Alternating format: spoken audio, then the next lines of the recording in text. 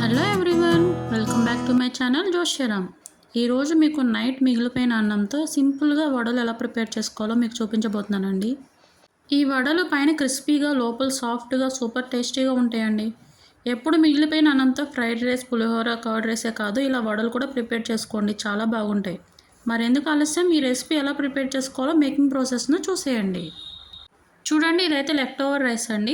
So ముందుగా మనమైతే ఒక మిక్సర్ జార్ తీసుకుని అందులోకి 1.5 కప్ వరకు రైస్ని వేసుకోవాలి.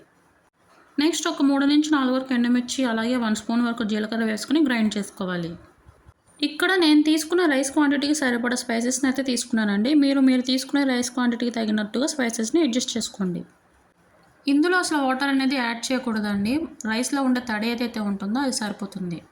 చూడండి, ఈ విధంగా మెత్తగా గ్రైండ్ చేసుకోవాలి. ఇప్పుడు దీన్ని వేరొక బౌల్లోకి ట్రాన్స్ఫర్ చేసేసుకుందాం.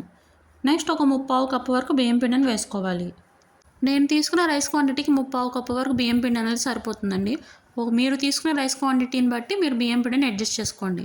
సో మనం అది ఎలా కలుపుకోవాలంటే, మనం బైండింగ్ చేసుకోవడానికి వీలయ్యే విధంగా మనం బియ్యం పిండి అనేది అడ్జస్ట్ చేసుకోవాలి.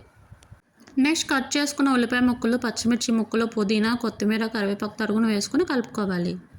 ఇందులో మనం అసలు వాటర్ని అయితే యూజ్ చేయమండి. ఓన్లీ ఆ రైస్లో ఉన్న వెట్నెస్తోనే పిండిని అయితే కలుపుకోవాలి. ఇన్ కేస్ పిండి అనేది గట్టిగా అనిపిస్తే కనుక ఇలా కొంచెం ఆయిల్ వేసుకుని కలుపుకోండి.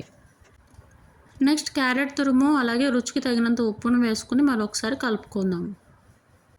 పిండిని అయితే మంచిగా కలిపేసుకున్నాం కదండి. ఇప్పుడైతే చేతికి ఆయిల్ అప్లై చేసుకుని చిన్న చిన్న ఉండలుగా తీసుకుని గారెల షేప్లో కొట్టుకోవాలి.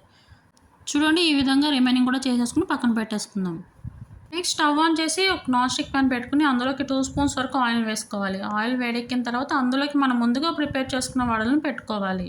ఫ్లేమ్ని లో టు మీడియం అడ్జస్ట్ చేసుకుంటూ 1 సైడ్ ఫ్రై అయిన తర్వాత రెండో సైడ్కి టర్న్ చేసుకోవాలి. బోత్ సైడ్స్ గోల్డెన్ కలర్ వచ్చేంత వరకు ఫ్రై చేసుకోవాలి.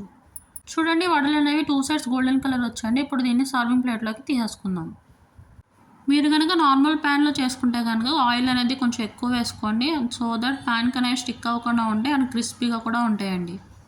ఈ వడలు అయితే పైన క్రిస్పీగా, లోపల సాఫ్ట్గా, చాలా టేస్టీగా ఉన్నాయండి. మీకు నచ్చిన చట్నీతో సర్వ్ చేసుకుని ఈ టేస్ట్ని ఎంజాయ్ చేయండి. ఈ రెసిపీని అయితే మీరు కూడా ట్రై చేసి ఎలా వచ్చిందో కామెంట్ బాక్స్లో కామెంట్ చేయడం మాత్రం మర్చిపోకండి. మరొక టేస్టీ రెసిపీతో మళ్ళీ కలుద్దాం. అంతవరకు సెలవు.